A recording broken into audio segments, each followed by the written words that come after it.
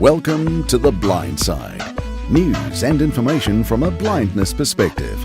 Here's Jonathan Mosen. It's great to be back with you as ever, and can I thank you so much for leaving those ratings and reviews in the iTunes store or through the Apple Podcasts app. It really does make a difference. So if you wouldn't mind, if you are using iTunes or Apple Podcasts to listen to the podcast, I really would appreciate the review. It just helps us to continue to spread the word.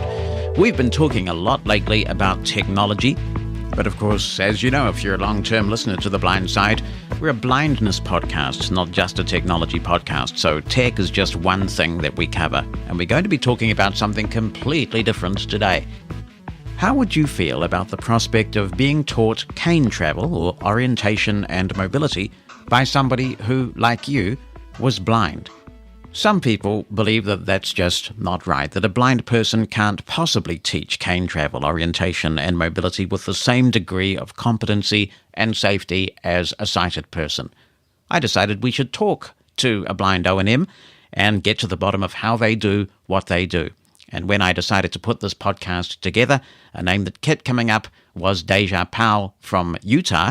And so we'll talk with Deja in just a moment and ask some questions about how she is doing the job that she does. And everybody who mentioned Deja's name to me said she does the job exceptionally well, so it's great to be able to talk with her.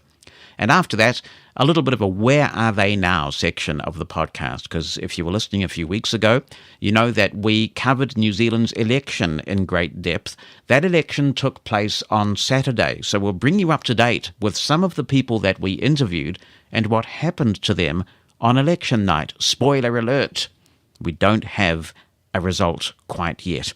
That's all coming up on this week's edition of The Blind Side. Thanks so much for being here. It's time to hear from this week's featured guest on The Blind Side.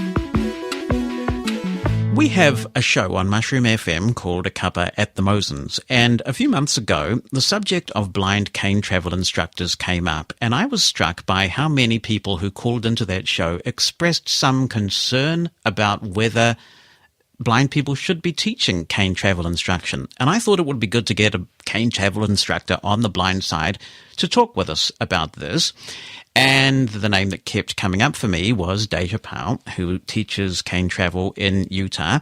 And she has an interesting story besides the cane travel instruction. So Deja, it's great to have you on the blind side. Welcome. Thank you for having me, Jonathan. I'm excited to be here. Great to have you here. Let's talk about your beginnings. You've traveled around a bit, right? I think you grew up in Arizona. Mm-hmm. Well, I actually grew up in Utah, but and I'm back in Utah now, but between my birth and now, I guess you could say, I have traveled around a lot of places teaching. I've lived in Hawaii and Louisiana. I have taught in a variety of states in the United States. I've done some humanitarian work in the Caribbean. So, yeah, I guess you could say that I have ventured out of Utah since then. Yeah, I guess you'll be watching with considerable interest the dreadful events that are going on with Irma and now Jose in the Caribbean. It's a deeply troubling time as we record this.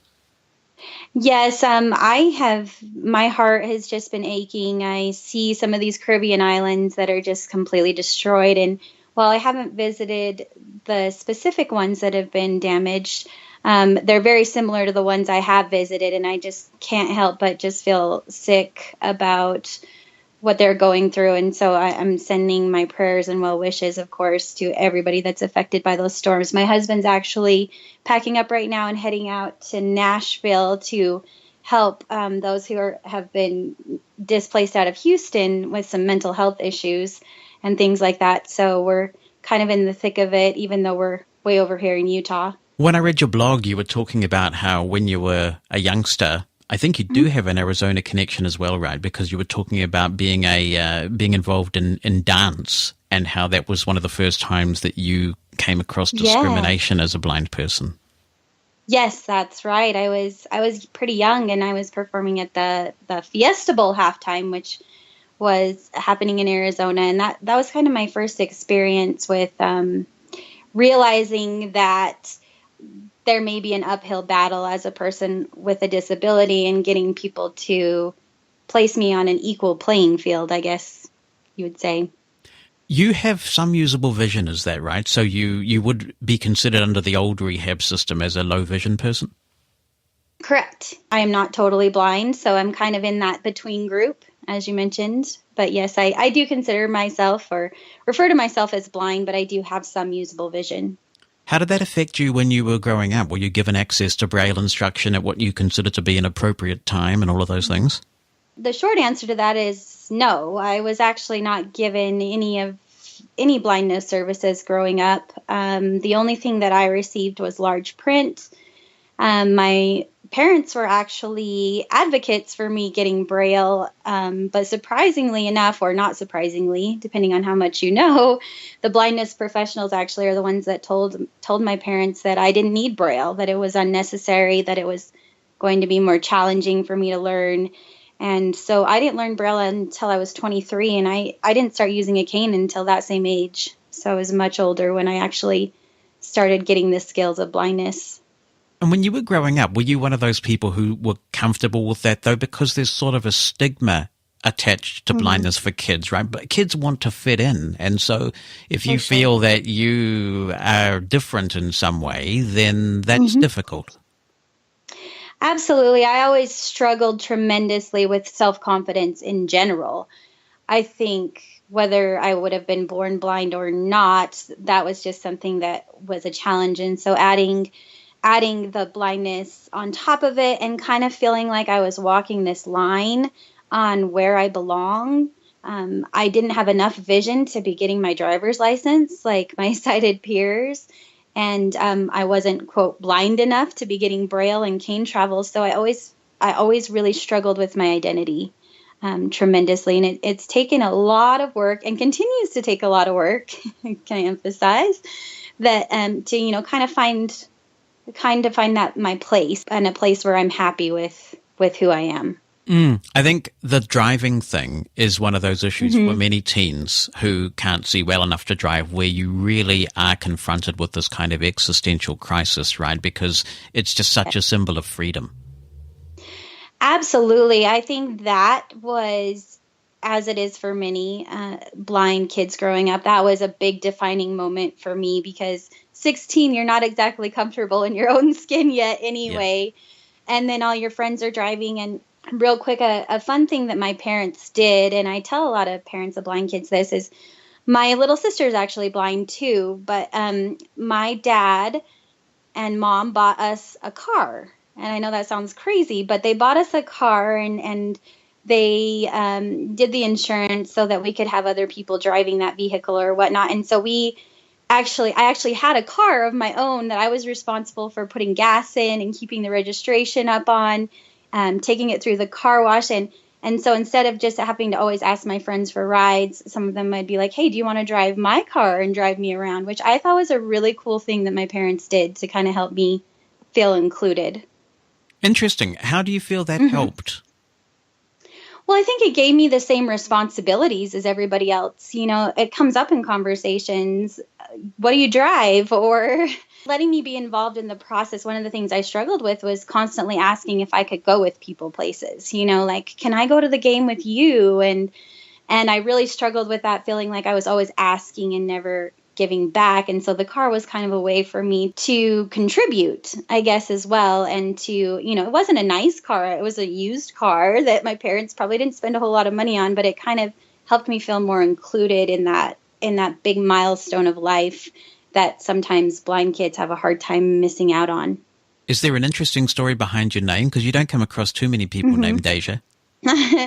No, it's actually not a very interesting story, surprisingly enough. But my parents were just watching TV and they saw a woman named Deja on TV and they thought, that's a really cool name. So that's the extent of the story. Fair enough. Now, like many people, you discovered the National Federation of the Blind, and that seems to have been a major transformative experience in your life. Hugely transformative experience for me, because I, as I mentioned before, never felt like I really fit into a category. And so I always felt like I was not really a part of any group. And so when I met members of the NFB, I started meeting people who were in the same situation as me, who had a little bit of vision, who, wanted high expectations for myself. And I found a place where I could kind of bounce ideas. And I felt like I finally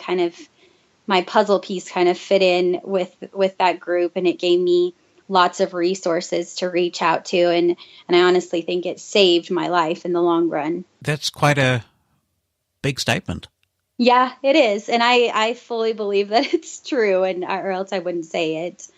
My confidence was so lacking that I have struggled with mental health issues my entire life. And when I found the NFB, it kind of gave me something to hold on to, something to fight for, something to belong to.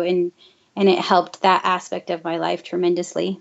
So is blindness a contributing factor, a significant contributing factor to the mental health issues you've struggled with? In a roundabout way, I guess so, maybe, but not really. I think it's something that I would have battled with, whether I was blind or not. I often tell people, blindness is not very high up on my list of struggles in life. But I think, I'm not going to completely deny that it hasn't been a struggle for me, just not knowing my place, not knowing how to fit in. And so, of course, it's contributed in some way. I definitely don't believe that is the sole purpose of my struggle with mental health issues, but it's a contributor for certain people, and it has been a contributor in certain parts of my life. Living outside the US as I do, I see from some distance the immense success that the NFB is having in a whole range of advocacy areas, but it is an organization that seems to evoke very strong emotions either way. I wonder if you have a view on the fact that some people claim the NFB is almost cult-like, unduly undemocratic. It's not a true advocacy organization because of its lack of democracy. These are some of the things that people say sometimes. Oh, sure. And of course, I'm the first person to say that you have to find what works for you. And the NFB was a perfect fit for me, personally. And I believe it can be a good fit for a lot of people, but not for everybody. I can only speak from my perspective on this, and that it has been an enormous help in me realizing what issues are important to me and what issues are worth fighting for. And it has given me an outlet to develop relationships with other blind people, a variety of blind people that I can turn to if I need to for support, or that I can bounce ideas off of. So the NFB has been a good fit for me, and I'm grateful I found it for that reason. I'm interested in tracking the progress in terms of how you became a cane travel instructor as somebody who really didn't live life, as a kid, as a blind child, and now you are in this position where you're instructing people on cane travel. How did that come about? Oh, sure. It's kind of a long story, but I will try to make it brief. I had no interest whatsoever in working with blind people ever growing up or in college. I graduated college with a journalism degree, and I did a little bit of that, and I enjoyed it. And yet I didn't have the skills I needed to be successful in that field. And I had all intentions of going back to it, honestly. And that's when I reached out to get training for myself. And I found a program in Louisiana at the Louisiana Center for the Blind. And that was a good fit for me. I really needed the push. I really needed the non-visual training. And it was kind of there that I slowly made this transition into thinking that my cane travel teacher at the center, Derek, kind of kept mentioning things about me being a good teacher, a good cane travel teacher, which surprised me because honestly, I wasn't the greatest cane traveler when I first came to the center, but I quickly realized how much that particular course changed me, not just my travel skills, but like my confidence just started soaring, and I kind of liked that part of it. And through some convincing, he really got me thinking about the possibility of that being a career. And when I saw what it did for me, there was really no question in my mind what I wanted to do with my life after that. So it kind of came fast. I would say within less than a year that I made that decision. So you will have found the Louisiana Center because of your contacts with the NFB, right? So I guess what would have happened is that you saw other blind people being extremely independent, functional, confident, and you wanted that. And so eventually that led you to Louisiana, which led you to your profession. Oh, exactly. I mean, you pretty much said it. You pretty much summed it up. I saw people that I was meeting, friends of mine that I had known I was kind of in and out of the NFB for a while, not fully committed, but I would see their independence and their confidence, and I wanted it. Even at my ripe old age, I am still proud to say that I'm a radical. So I really understand the ethos that says that there is nobody better to train a blind person than another blind person. But there are specific how-do-yous that keep coming up when I talk to people about blind travel instruction. For example, how are you ensuring that somebody is not putting themselves in danger when they're learning to travel and you're not able to check those things out by observation? I think that's a really great question and a very fair question. And I actually appreciate it when people ask me this question. When I very first entered the field and started teaching, I started at a place that was very much against me being there. One person kind of advocated for me to come and be a blind cane travel instructor, and the rest of the staff were not so sure. And I had to answer this question a lot. And the short answer is getting the proper training as a teacher. I feel like I was very well prepared through my program, my master's degree program. I feel like the focus was on teaching non-visually. And because it was like that, and the focus was on that, whether you were a 100% sighted person or not. And the skills were taught from the very beginning of how do you monitor somebody and how do you make sure they're safe. And going into it, leaving college, I felt 100% comfortable knowing that my students were going to be safe under my instruction. And it's almost been a decade, I can't even believe that, since I graduated as an O&M instructor. And I've never had an issue with my students' safety. I have learned the skills how to monitor non-visually. If I ever have a question, I have resources to turn to figure out how to do that successfully. My concern with blind travel instructors is blind travel instructors not getting the proper training to be teachers, because there are programs out there training O&M instructors who claim to be able to train blind O&M instructors, and they simply aren't teaching them the proper skills to do so non-visually. And that's the part that I'm kind of with them on, that fear. But I think if you have the proper training and you know how to do it and you know how to monitor your students, I believe that I'm a pretty dang good teacher, and nothing has ever happened to one of my students ever. And I'm pretty confident that my students are always safe with me because of the training I got. If we look at a specific scenario, like a blind person crossing the street and not listening for the direction of traffic and putting themselves into a situation where they could potentially be run over, I suppose the argument might go, well, a sighted person can instinctively see that and, if necessary, jump out and grab the person and save them. How is a blind person going to be able to react in that same sort of immediate way? Well, I can tell you, Jonathan, that I have jumped out and grabbed a student many times who thought it was a good idea to cross the street. There's lots of ways to do it. When I'm with a student in particular, I have a cane. When I'm teaching too, my cane is always touching the student. I'm personally not, but my cane is. If I feel that student move and it's not the right time, I have plenty of time to react to that. Now, people say, well, what do you do with lessons when the student is supposed to be a little bit ahead of you, or you're just observing a lesson? Well, I think that comes along with knowing when your students are ready to do it or not, whether you're sighted or not. If you're standing back and doing an observation, you're going to have about as much time to react as anybody else would.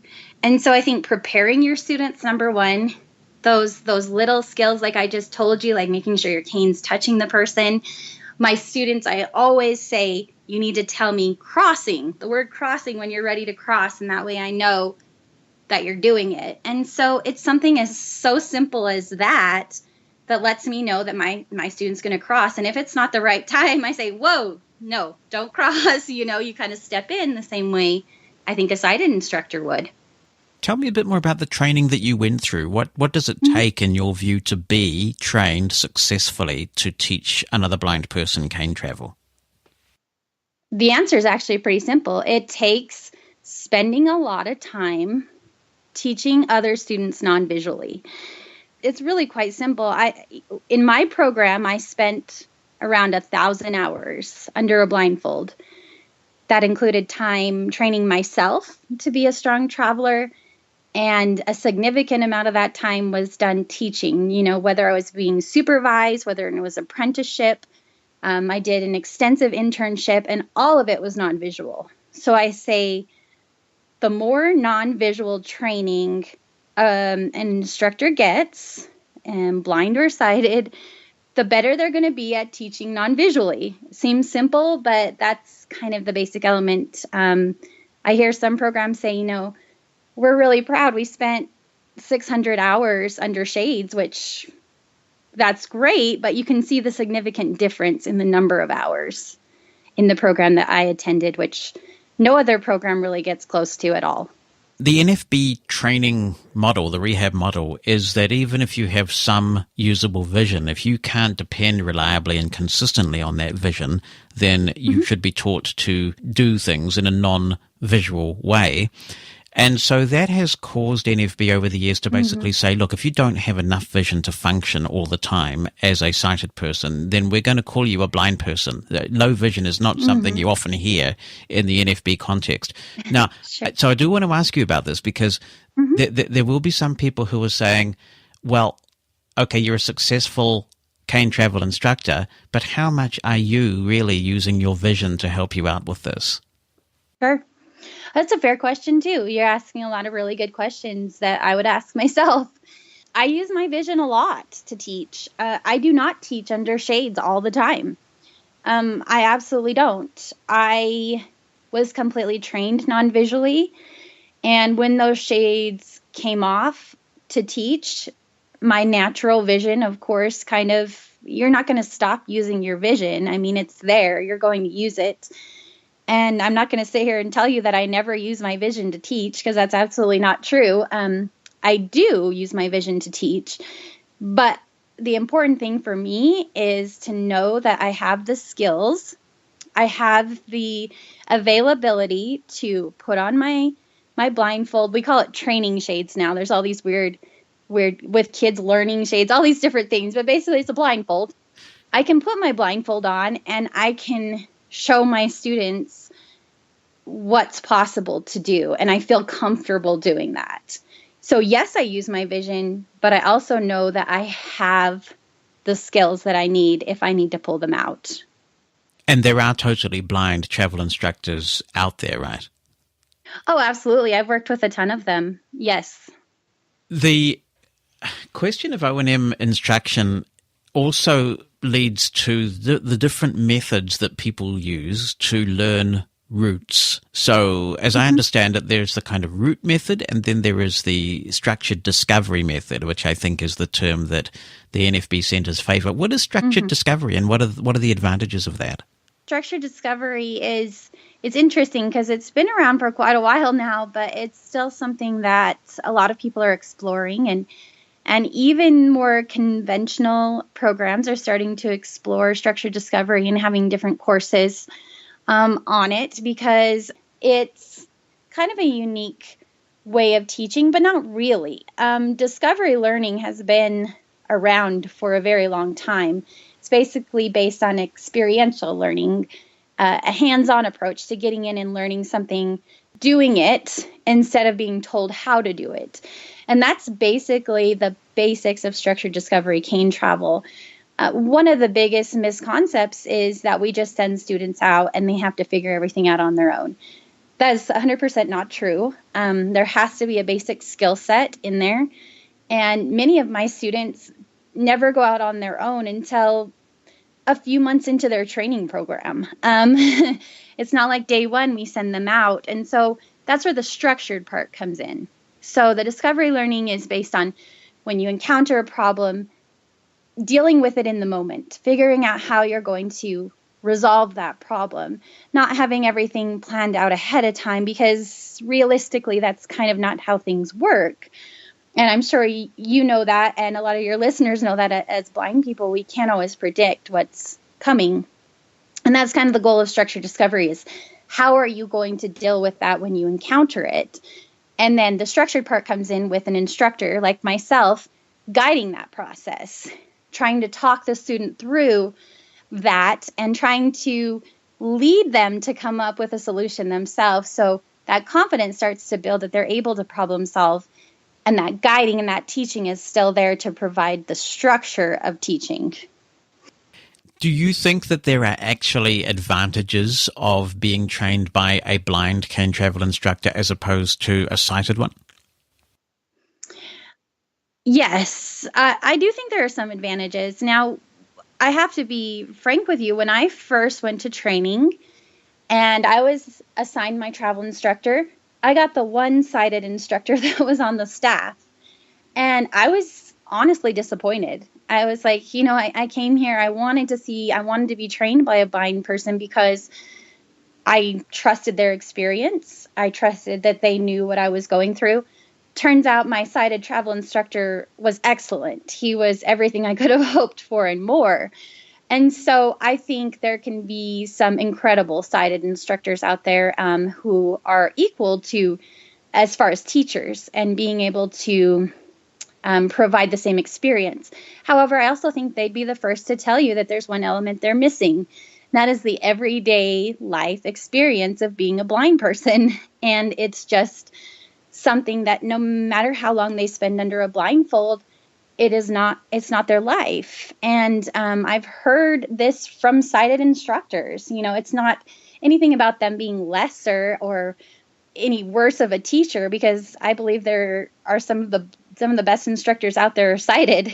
But it's about having that one element that they can't learn.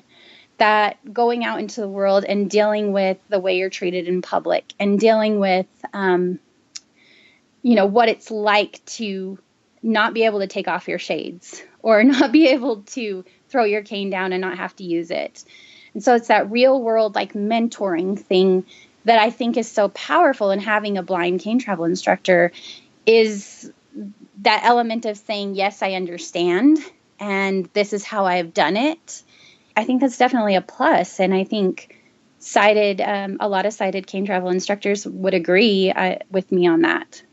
Right, because everything that these people are learning about blindness, they're learning by observation, aren't they? By observing other blind people, not by experience of blindness itself. Correct. So why not go to the source? Mm-hmm. Yeah. Yes. And yet there are people, I'm sure you've encountered them, who say, I do not want to be taught cane travel by a blind person. It creeps me out. It makes me feel unsafe. Oh, yeah. How does that make you feel, and how do you deal with that? I've had this happen to me on more than one occasion. And when I first entered the field, it as much as my school tried to prepare me for the situation, of course it hurt a little bit. I think I'm a good teacher. I think I am a safe teacher. And so obviously hearing that can, make you feel bad a little bit. But I have tried to approach it as wanting to address the issues with them directly and to not jump down their throat immediately and say, well, what's wrong with you for not thinking I'm safe? But actually sitting down and conversating with them, what part of it concerns you? Kind of like you asked me the question about crossing streets. And a lot of times when those conversations happen and they start to see that you actually have techniques to do it, that wall kind of starts to slowly come down and you start to kind of build a rapport. Now, of course, there are some that didn't happen with, but I would say the majority kind of, if you can have that real straight up conversation with somebody and get them to express to you exactly what their concerns are, most of the times those concerns can be addressed. So have you had people come back to you and say, Deja, I must admit I had my doubts, but you've talked me round and I'm totally convinced now? I can't even tell you how many of those conversations I've actually had. A lot of them haven't expressed it to me in the beginning, so I didn't know they were concerned about me being their teacher, but later they'll come up to me and say, I was really afraid for you to teach me, and my mind is completely changed. I had one student in particular who fought and fought and fought me about blind people being able to teach. And this is a blind guy who's now a cane travel instructor. So the irony, is giving it a chance a lot of times is what it takes. My first NFB convention was actually in Chicago in 1995, and the room rate was $42 a night then, and they had it at the Hilton. And I remember hearing Kenneth Jernigan talking about O&M, and one of the things that he said at that convention, which always stuck with me, was that there were some blind people whose orientation skills are so bad that they couldn't find their way out of a wet paper bag. And now, I'm curious about your professional opinion on this. Are there certain types of blindness, particularly congenital blindness, where you feel that spatial awareness is lacking specifically because of the type of blindness? Are there some people who are pretty difficult cases? Oh, absolutely. Yeah. I've had situations where I may have literally beat my head up against a wall trying to figure out how to help somebody. And of course there are. It's like anything else. It's like me with math. It doesn't matter how hard someone tries or how many tutors my parents hired to help me figure out math. I never got it. And I still count on my fingers, and I'm working on a PhD right now. So, come on. But of course, there are situations where that's the case. And a lot of times there's still ways to find how to give them the basics. And I have actually never given up on a student. We've always made it. Now, did they make it the same way some of my other students have? Maybe not. But I think the sign of a good teacher is being able to adapt the curriculum and giving that student as much as their potential can take. So are there certain kinds of conditions that are more susceptible to not being particularly good at O&M? I'm wondering if you look at someone's file and you see, they're blind because of X condition, where you say, okay, this student is more likely to be challenging than a student with a different condition. Honestly, no, not really. I say this because I used to spend a lot of time reading pre-reports about students and their conditions and their health issues. And I quickly learned that gives me very little information. Everybody is so unique and so different, especially when it comes to cane travel, that it really is just a case-by-case basis. I honestly don't particularly care what their paperwork says before I get them. I really just take it as soon as I meet them and we start doing some assessments as to where to go from there. I'm one of the fortunate ones who has a congenital hearing impairment included free with my blindness, and it's one of those deteriorating ones. Buy one, get one free. Yes, and so I wear hearing aids now. And one thing I really do notice, and I traveled a lot internationally for a long time, and so you'd find that with hearing aids, it messes with your spatial awareness a lot, in the sense that you stand by a bank of elevators at a hotel and the elevator goes ping. And before, you would have no difficulty whatsoever knowing which elevator went ping. And when you are wearing hearing aids, it's often impossible to tell which elevator went ping, and you wait for the door to open and you try and locate. So what kind of training are you given, and how aware are you of the challenges facing the many blind people who actually do also have hearing impairments?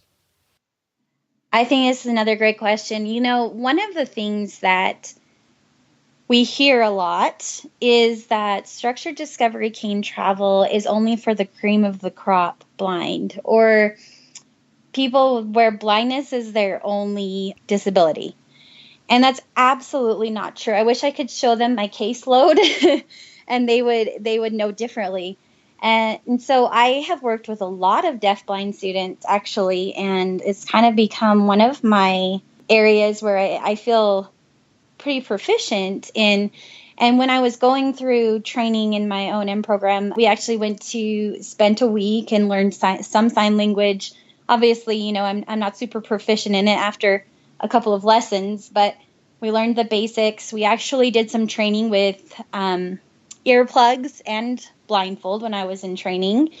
I had to travel in a wheelchair. I had to travel with crutches. You can't cover everything. I mean, there's sometimes I get students and I think I would have never even thought to think about this particular issue. But there's a way to do it. And that's what I always try to suggest to people, is that structured discovery is not just for the cream of the crop. I've had some of my best students have been deafblind students who have just excelled in my class, in my course, and have graduated from our program and have done some pretty remarkable things. And so I think it's important, and I think there needs to be more focus on training for those situations in all programs across the country and being more prepared. But for me, I was lucky enough to get some hands-on experience before I went out to become a teacher as well. We did a piece last year on the Foundation Fighting Blindness and their simulation thing. You'll be well and truly aware of that, I'm sure. Now, so you mentioning working with earplugs and crutches and things begs the question, when is simulation appropriate and when is it kind of patronizing? Sure. Oh, that's a great question. I don't know if I have enough time. That might be a whole nother podcast, but but that's a really great question. And I think that including the population is important for me when simulation becomes a thing. When you have an extensive amount of time to devote to simulation, you have that opportunity to have more than just a minute of that experience. I think the problem a lot of people had with the Foundation Fighting Blindness program, would you say? No, not program. I don't know what you'd call it. Their little campaign. Gimmick, really? Campaign. Yes. Was that it was happening for a brief moment, and they were asking people who had never possibly even had an interaction with another blind person ever to do this. And I think that was the problem. And as teachers, we have to find that line, because I mean, I've had some training in deafblindness, but I don't have a clue what it's like to be deafblind, and I'm not going to pretend like I do, because I had that experience, and I'm not going to go around saying how hard it would be to be deafblind, because I spent a couple of days with earplugs in. Do you know what I mean? Right. And so I think you have to be very careful about that and cautious of it, but also be aware of it at the same time, and understand how you're going to interact with those students, and trying to gain some perspective without developing sympathy for a population. And so while you're making people mobile, you are also working on a PhD. What's your PhD on? So I'm actually doing K through 12 education studies. And so I'm doing a program where I'm kind of treading my own ground. I'm still focusing on blind children. My focus is very much on early intervention and giving kids canes early on, and giving kids Braille early on, and introducing them to assistive technology early on. And so that's kind of where my heart is, probably because I missed all that. And so I want other kids to have that experience that I didn't. But I am constantly torn, Jonathan, because I love kids and I love working with adults. So I'm kind of always in this kind of middle ground where I want to do both. And people are always like, you have to choose. And I've decided not to choose right now. I'm kind of delving into both ends. And because I do not have a typical teaching experience, I kind of wanted the K through 12 aspect to kind of learn more about the education system. Whereas I feel the blindness stuff, I have plenty of resources for that in my life. So that's kind of what led me in that direction. I would love to focus on the education of blind kids down the road in some capacity, whether that's training teachers or starting programs in schools, or starting a charter school. I don't really know that direction yet, but somewhere along those lines. So you would consider a charter school as a viable option for blind kids? I would consider anything an option that's going to improve the current situation. And so I'm constantly bouncing ideas off of other professionals in education, blindness education, and not, regular education, on how we can make things better. So the direction for that, I'm not sure yet, but I would consider anything that would make things better than the dismal, in my perspective, situation that's happening with blind kids right now. How would you see a charter school as differing from the special schools for the blind that already exist? Well, I think that's a good question. Unfortunately, I think schools for the blind have become, have kind of fit into one particular model, and they've been around for so long that they are, it's difficult to veer away from the curriculum that's already established. They're set in their ways, I guess I should say. And charter schools are kind of I don't know if they're new anymore because they've been around for a while, but they're very popular here in the United States. I don't know about other parts of the country or the world. Yeah, they're kind of seen as a right-wing solution, right? I mean, in general, they've got a kind of right-wing brand about them. Yeah, I guess so. And I guess for me, I see the flexibility perspective in a charter school and being able to be a little bit more flexible with how things are ran rather than in a public school.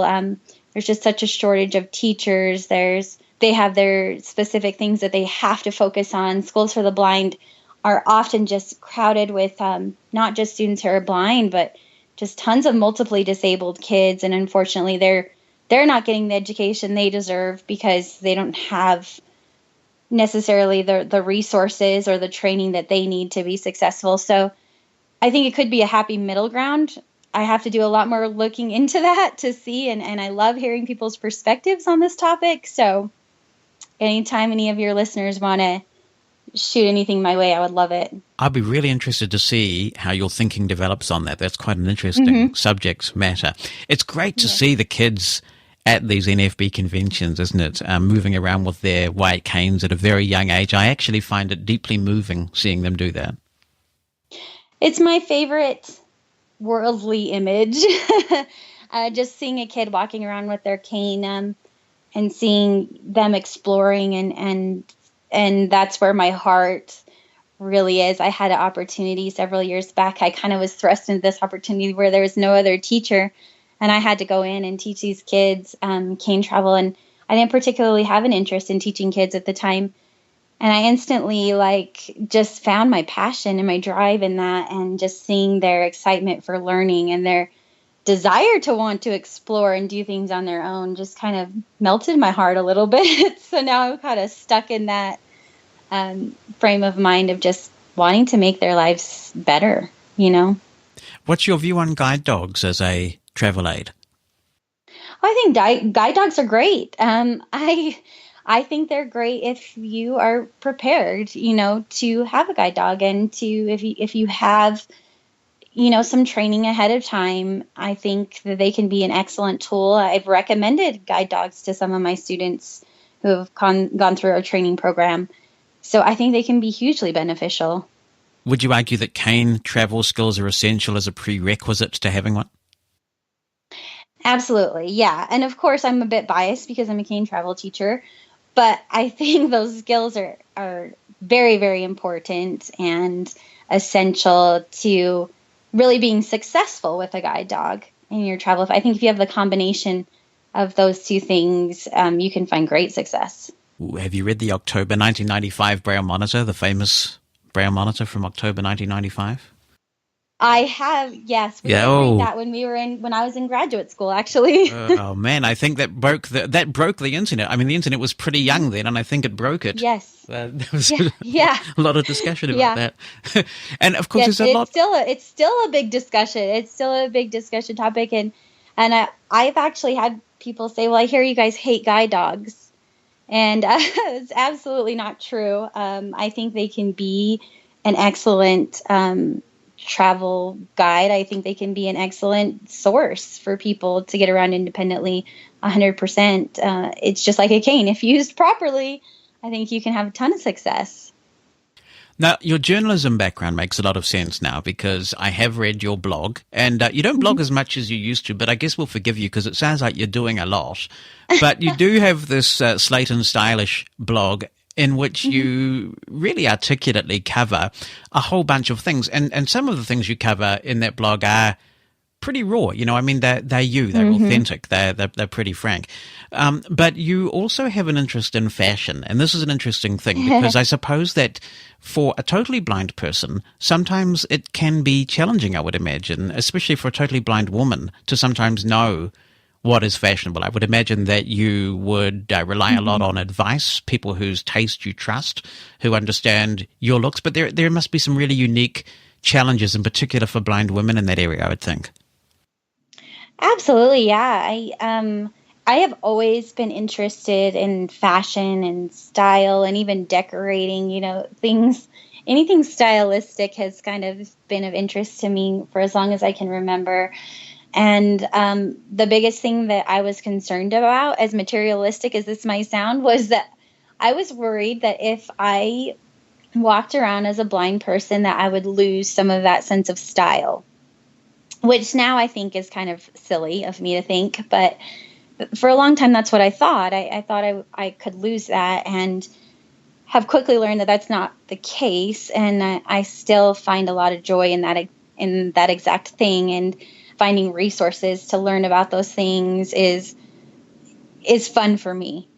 Finding blogs that I can read and getting perspectives from people that work at different department stores, I think is fascinating and is just something I've always been interested in, and something I also think is important in the sense that me personally, I want to blend in with society. I want to be a part of it, and I think part of that is style and fashion. You got to kind of blend in to an extent. I think I probably am a little bit more of an overdresser than a blender inner, but the sense that I want to be a part of that element of society as well.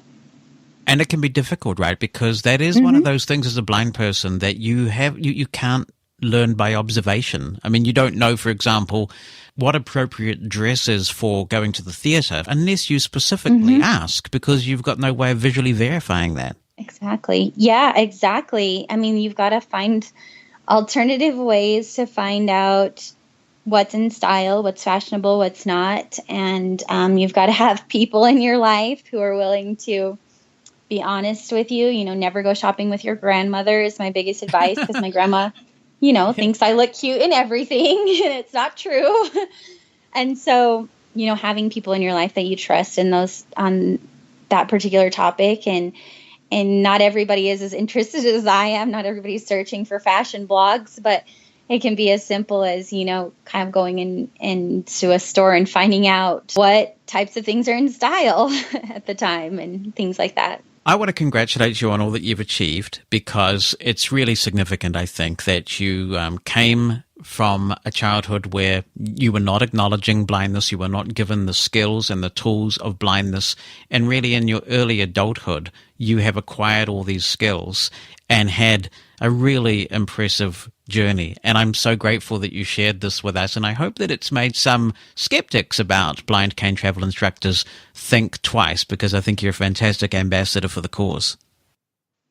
Well, thank you so much, and thank you for having me on. And I am always open to people asking me questions and expressing concerns, and I never want people to think that I'm unapproachable about things like that. And so, I'm always encouraging people, if they have questions or issues or concerns, to talk about them. I'm a big believer that we got to talk about things to resolve things. So I appreciate you having this podcast as well, Jonathan, because it's important to talk about this stuff and to have conversations about it. Feel the need to sound off?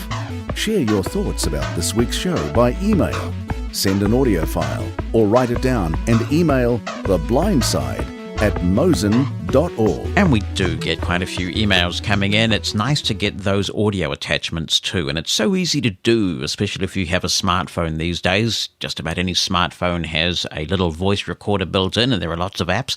So if you feel like you would like to make a contribution, hopefully be concise, but you can record a wee audio file and attach it to an email, and you never know, we may play a selection of them here on the Blindside podcast.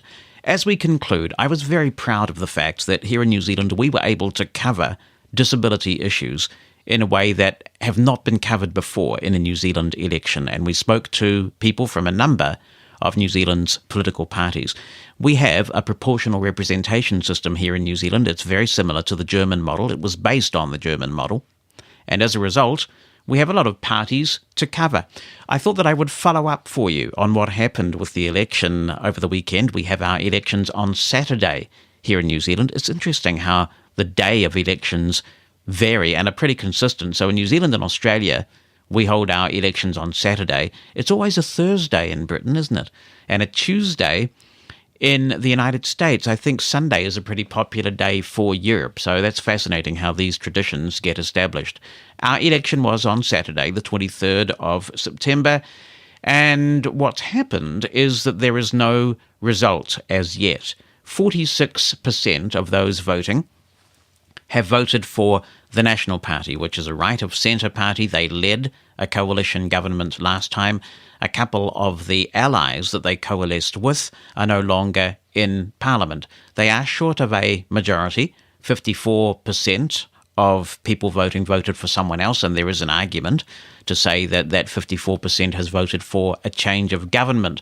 One party in particular, the New Zealand First Party, who was represented on this podcast by Ria Bond, has the balance of power, and coalition negotiations will begin, and they'll try and stitch together a coalition that will make up a majority of the parliament, and that will determine who the Prime Minister is. So there's a wee way to go yet. And also, in a country of about 5 million people, with a 79% voter turnout, there are still around 400,000 special votes to be counted, and that could change things just a little bit. It's possible that the National Party will drop by a couple of seats and that the left of centre bloc will pick up a couple of seats.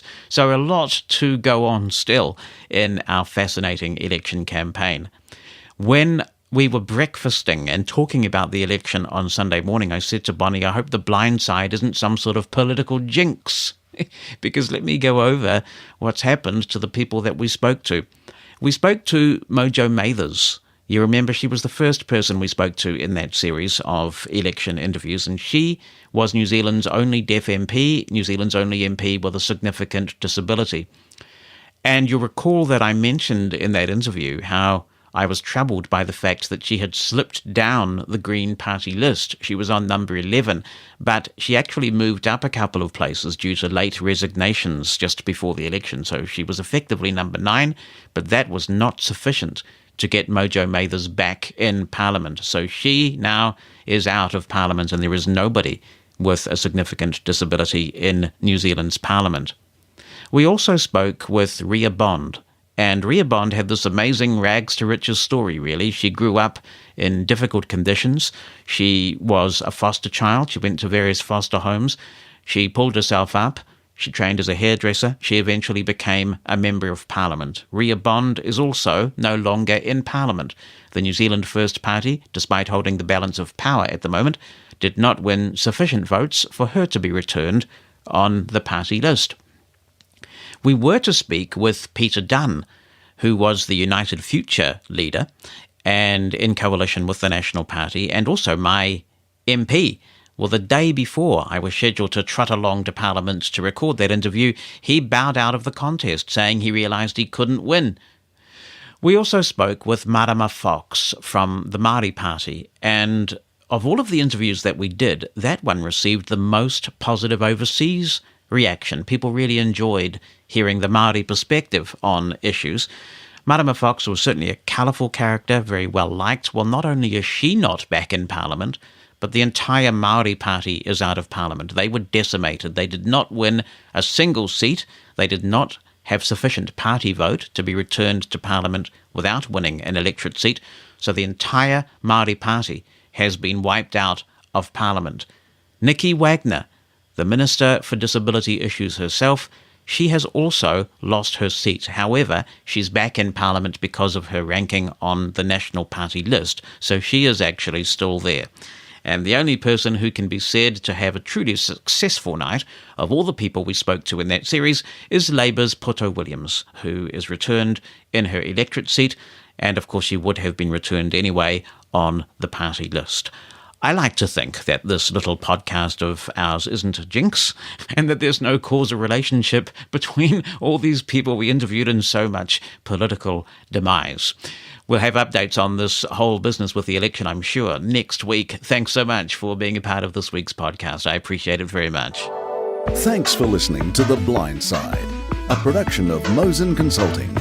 On the web at mosen.org.